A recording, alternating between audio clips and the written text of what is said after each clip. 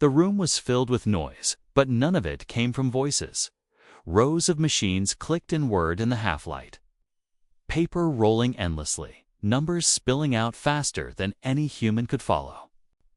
Outside, the English countryside lay still. Inside this building, the future of the war was being decided line by line. It was the spring of 1944. D-Day was approaching every hour. Allied planners waited for one thing: certainty. Certainty that German forces would be in the wrong place when the invasion began. Certainty that deception had worked. Certainty that tens of thousands of men crossing the Channel would not be met by prepared defenses. And in the middle of this tension, a young woman stood over a desk covered in cipher sheets and probability tables. Her name was Joan Clarke. She was not a general. She would never command troops. Her name would not be announced on the radio. Yet what she was seeing on the page in front of her threatened to undo months of planning and expose a flaw no one wanted to admit existed. The numbers were wrong. Not obviously wrong. Not dramatically wrong. But wrong in a way that only someone who understood both mathematics and human behavior could recognize. The kind of wrong that suggested the enemy might not be as deceived as everyone hoped. If she was right, the greatest invasion in history could be. Walking into a trap, she raised the concern, quietly, carefully, through the proper channels, and it was set aside because the warning did not come from the right voice, and because believing it would mean questioning everything the system had convinced.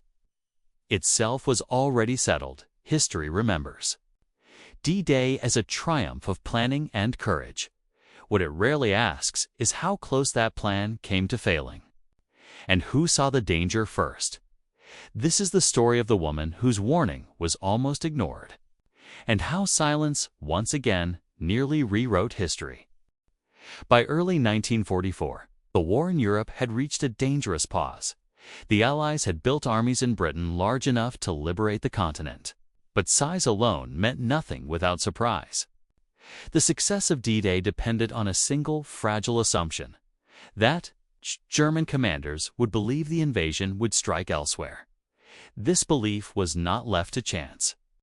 It was engineered. Operation Fortitude, one of the most ambitious deception campaigns in history, was designed to convince Germany that the main Allied landing would occur at Pas-de-Calais, not Normandy. Fake armies were created. False radio traffic filled the air. Double agents fed carefully crafted lies to German intelligence. From the outside, it looked flawless. Inside Bletchley Park, confirmation arrived daily in the form of decrypted German communications. Messages suggested that enemy forces remained concentrated away from Normandy. Reinforcements were held back. Commanders hesitated to Allied leadership. This was proof that deception had succeeded. But intelligence does not operate on proof alone. It operates on consistency. As D-Day approached, a subtle shift began to appear in the traffic. Nothing dramatic. No sudden alarms. Just small deviations, changes in phrasing, timing, and emphasis that suggested German commanders were thinking more broadly than expected. Most analysts saw reassurance. Joan Clarke saw uncertainty. She had spent years immersed in the logic of enemy communications, learning not just how codes worked, but how people behaved when they believed they were safe. Deception, she knew, never produces perfect obedience. It produces doubt. And doubt leaves traces. What concerned her was not that Germany knew where the invasion would land. It was that Germany might be hedging. If German forces were kept flexible, if reserves were positioned to move quickly rather than held rigidly in one place, the entire Allied plan would be exposed to risk. Normandy's success relied on hours. Sometimes minutes. Raising that possibility was dangerous. By this stage of the war, momentum had become a kind of gravity. Too many resources were committed. Too many reputations were tied to the plan.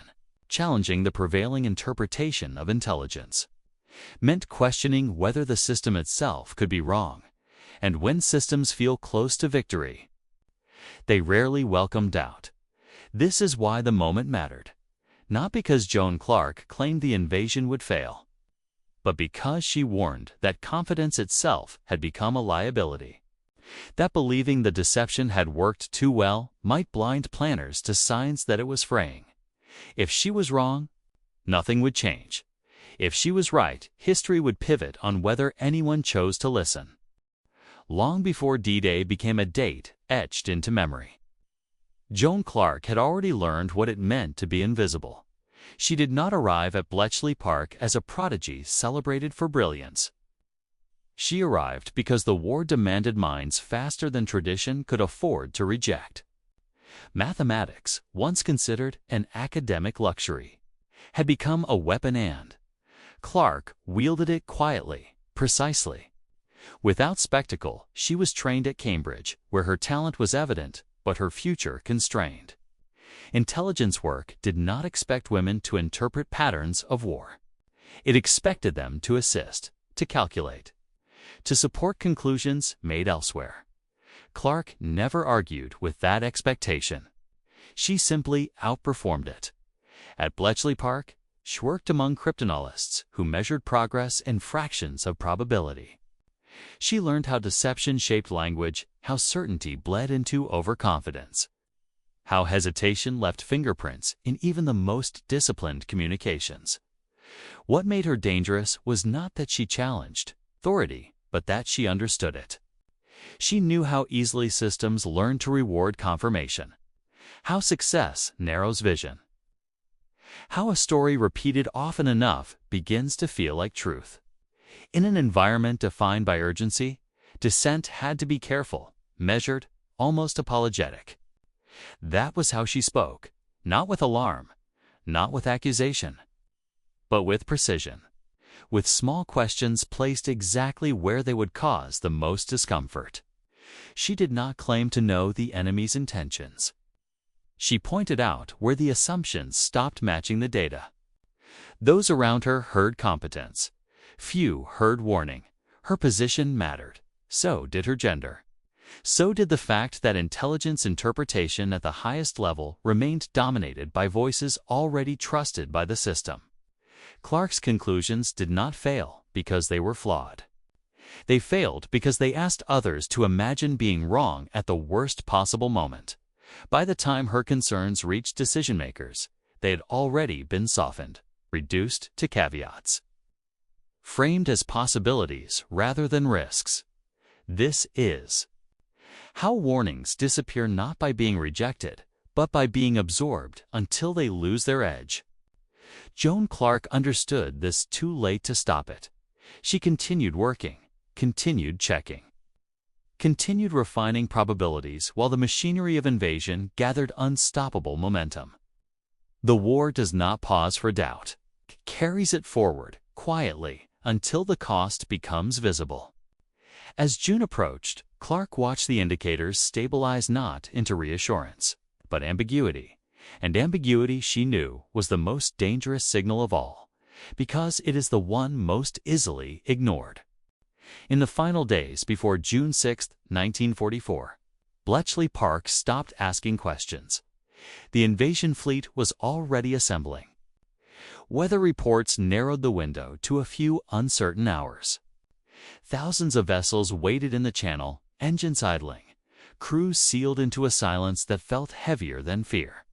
At that stage, intelligence was no longer shaping decisions, was expected to confirm them. German messages continued to arrive. They still pointed, overwhelmingly, toward Pas-de-Calais. Reinforcements remained positioned away from Normandy. On paper, Operation Fortitude was holding.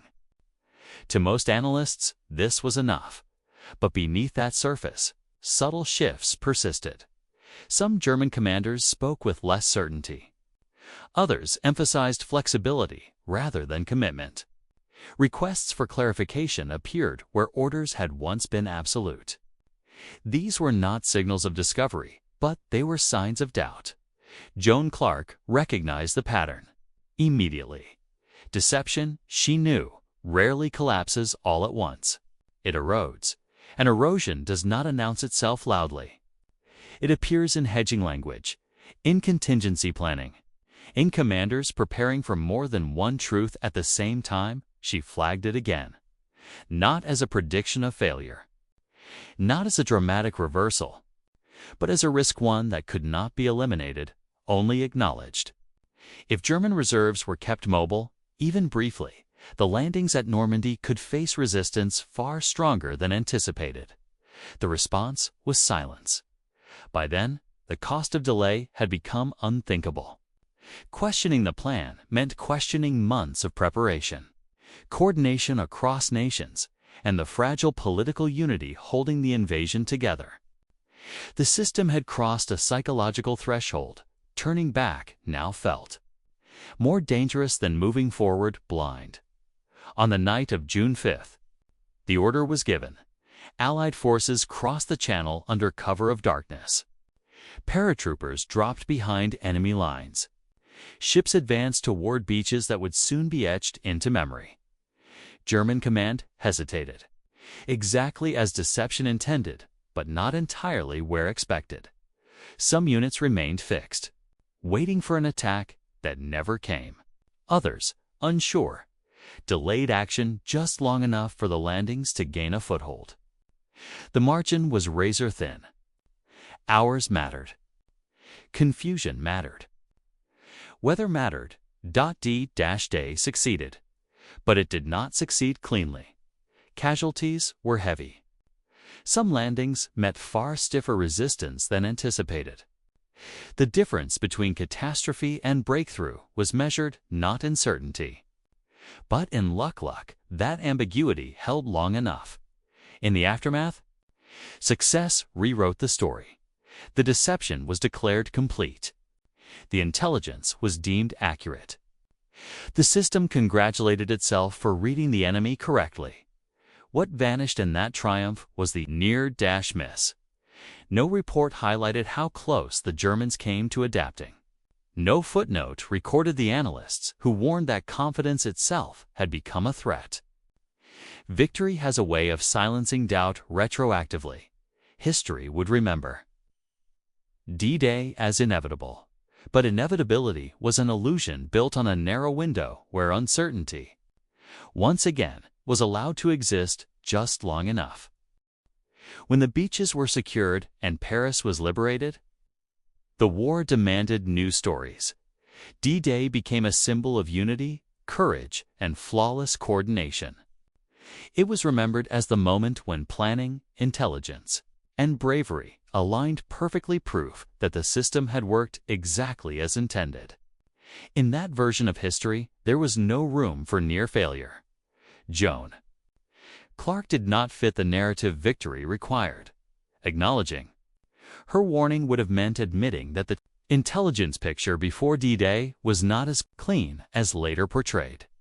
It would have meant confronting the uncomfortable truth that success did not come from certainty, but from risk that had been underestimated, managed imperfectly, and survived largely because circumstances allowed it. Institutions rarely celebrate the people who question them at moments of triumph. There was also the matter of visibility. Clarke worked in analysis, not command. Her influence was quiet, incremental, and undocumented in ways that mattered to post-war storytelling. Reports summarized outcomes, not internal disagreement. Conclusions were archived. Doubts were not. And then there was gender. Bletchley Park employed thousands of women, yet recognition flowed unevenly. Leadership, authorship, and historical memory gravitated toward familiar profiles, men whose roles aligned with traditional images of authority and genius. Clarke's contributions were absorbed into the collective. Her warnings diluted into anonymity, even when the secrets of wartime intelligence were finally released decades later. The spotlight found others first. Stories gravitated toward breakthroughs and triumphs, not toward the subtle tension that preceded them. It is easier to remember success than to examine how fragile it truly was. Clarke herself did not seek attention. She did not argue for her place in history. Like many who work in intelligence, she understood that the job was never meant to be remembered only to matter in the moment. It was done so history moved forward with a simplified version of events became proof that deception had succeeded completely, not that it had almost failed. The warning became irrelevant, not because it was wrong, but because victory made it inconvenient. And so, once again, the system remembered the outcome, but forgot the voice that tried to complicate it. In the years after the war, the machines at Bletchley Park fell silent. The buildings were emptied. The papers were sealed. The people who had lived inside probability and doubt returned to ordinary lives in a world eager to move forward. For a long time, no one spoke of how close success had come to unraveling. Joan Clarke was one of them. Her work shaped outcomes she would never publicly claim. Her warning lived only in margins, unrecorded conversations, softened assessments, instincts that never became official conclusions. History rarely preserves those. And yet, her legacy endures in a way more subtle than medals or monuments. Modern intelligence doctrine now teaches what Clarke understood instinctively: that deception is never absolute, that confidence is not proof, and that the most dangerous moment in any operation is when doubt becomes unwelcome. Analysts are trained to look for fractures in success, not just confirmation of it. That lesson was paid for in blood. D-Day is remembered as a triumph, and it was. But triumph should not erase fragility. The invasion succeeded not because the system was flawless, but because uncertainty held just long enough. Because doubt existed even if it was not fully acted upon. Because warning signs did not entirely disappear. When we imagine the events of June 6, 1944, we picture soldiers storming beaches and ships crossing dark water. We rarely imagine the quiet rooms where people like Joan Clarke tried to make sense of signals that refused to resolve cleanly, but history turns on those rooms too. It turns on the people who notice what does not fit, on those who speak carefully, knowing their words may not change anything, on those who accept that being right does not guarantee being heard. Joan Clarke did not stop D-Day from happening. She did something harder. She reminded history too softly. Perhaps that victory is never as certain as it looks in retrospect, and that the difference between disaster and success is often measured not by what we know, but by what we are willing to question, even when everything seems already decided.